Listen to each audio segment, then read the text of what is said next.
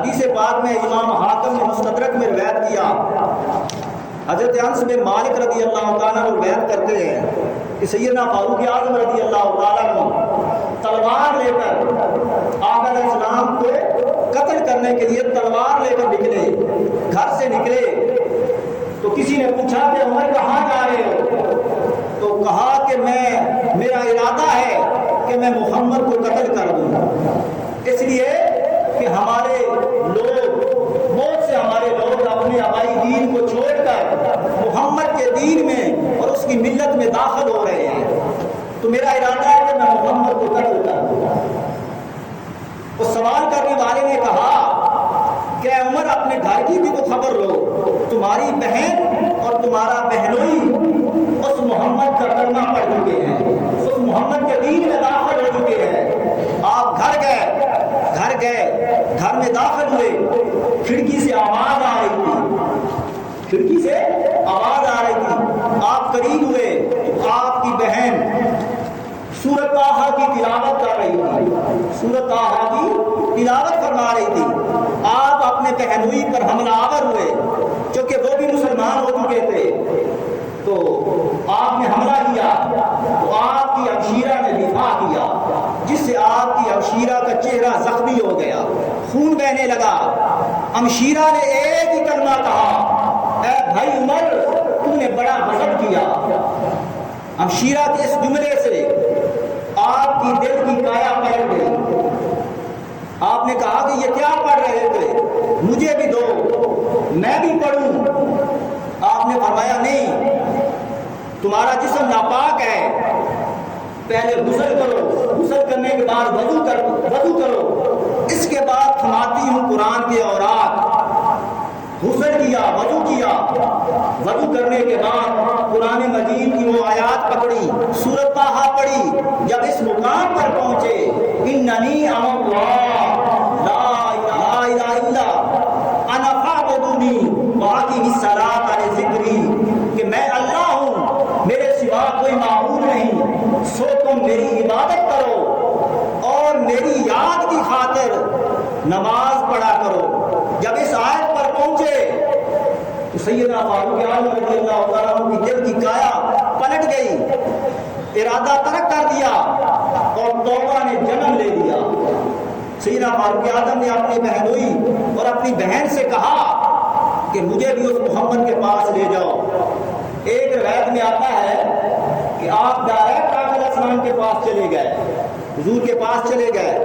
امام مقدسی حدیث المختارہ میں روایت کرتے ہیں کہ آپ حضور کی بارگاہ میں ڈائریکٹ چلے گئے۔ کسی صحابی نے دیکھا، حضور کو اطلاع دی کہ یا رسول اللہ عمر تلوار لے کر آ رہا ہے۔ میرے آقا نے فرمایا کہ آنے دو، دیکھتے ہیں کس ارادے سے آ رہا ہے۔ جب آپ، کیونکہ میرے آقا نے رات کو دعا مانگی تھی، باری تعالیٰ عمر بن حشام، عمر ابن خطاب، دو میں سے ایک عمر عطا کر دے مولا دین کو، اسلام کو۔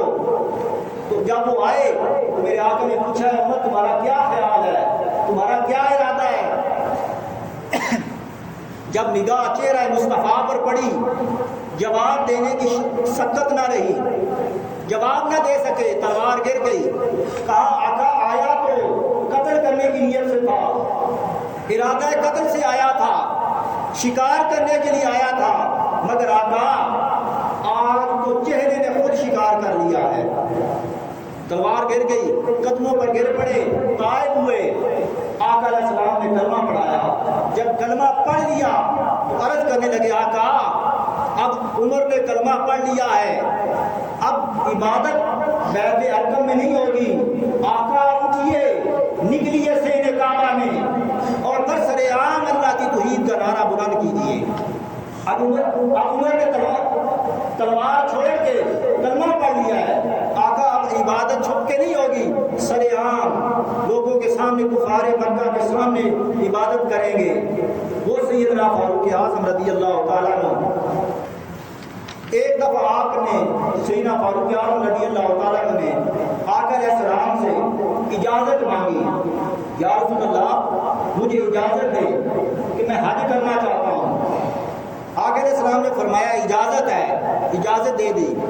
ساتھ فرمایا کہ اے میرے بھائی، ساتھ کیا فرمایا اے میرے بھائی، اب آقا علیہ السلام مالک ہیں، اللہ تعالیٰ نے آپ کو مالک بنایا ہے، امتی سے اور غلام سے جو چاہے فرما دیں۔ فرمایا اے میرے بھائی عمر، ہمیں بھی دعاؤں میں یاد رکھنا، ہمیں بھی دعاؤں میں یاد رکھنا۔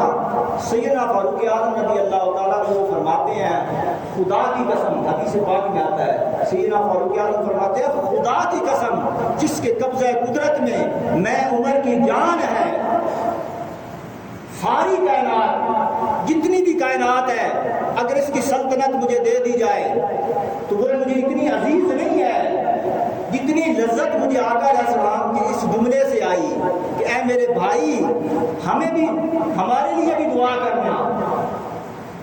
اب کیا ہوا؟ اب یہ تو تھا آقا علیہ السلام کا فرمان کہ اے میرے بھائی عمر میرے لیے بھی دعا کرنا۔ اب سیدنا فاروق اعظم کا طرز عمل وہ بھی سن لیں۔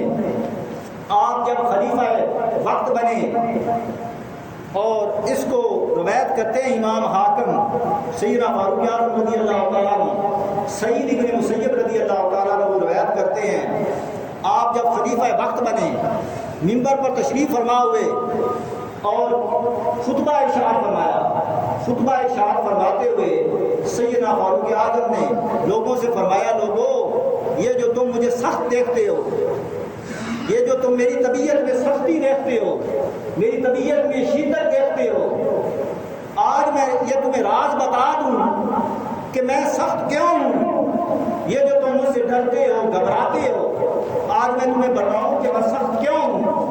آپ نے فرمایا میں سخت اس لیے ہوں، میں راز آپ کے سامنے بتانا چاہتا ہوں کہ آقا علیہ السلام، آپ نے فرمایا کہ آقا علیہ السلام کے پاس میں رہتا تھا، ساری زندگی آپ کو پتا ہے میں نے آقا علیہ السلام کے ساتھ گزاری ہے۔ آقا علیہ السلام کو اللہ پاک نے وَكَانَ بِالْمُؤْمِنِينَ رَحِيمًا، اللہ تعالیٰ نے آقا علیہ السلام کو رحیم بنایا تھا، کریم بنایا تھا، اور میں آقا کی بارگاہ میں رہتا تھا۔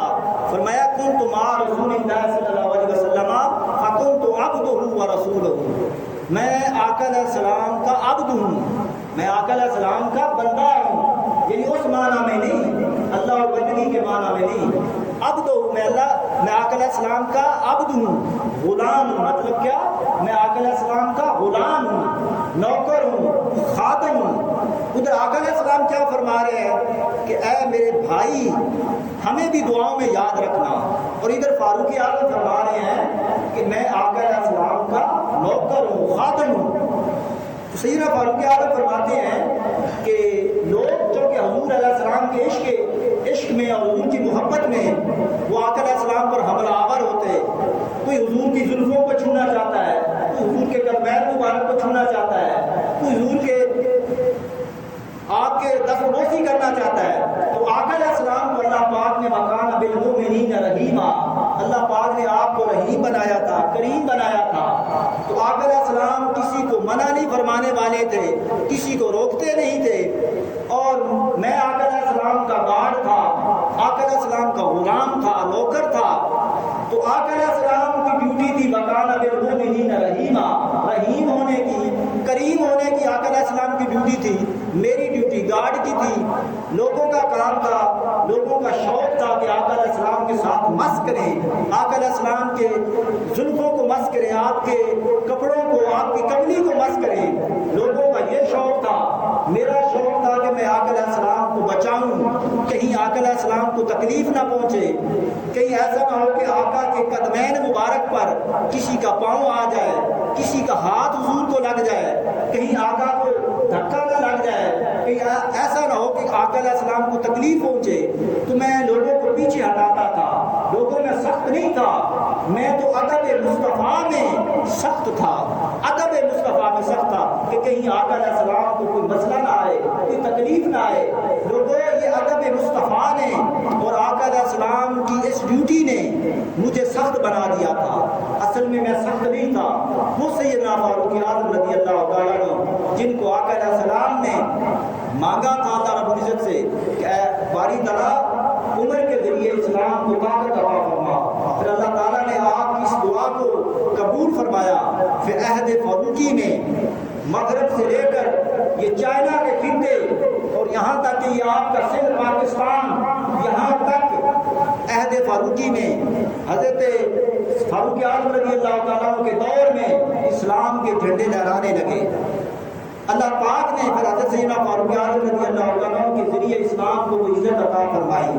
تو اللہ تعالیٰ سے دعا ہے کہ اہل بیت اطہار، صحابہ کرام اور دیگر افراد ان کا ادب تعظیم کرنے کی توفیق عطا فرمائے، اہل بیت کے ساتھ محبت مودت رکھنے کی اور صحابہ کرام کی تعظیم کرنے کی توفیق عطا فرمائے. اللہ سے دعا اللہ تعالیٰ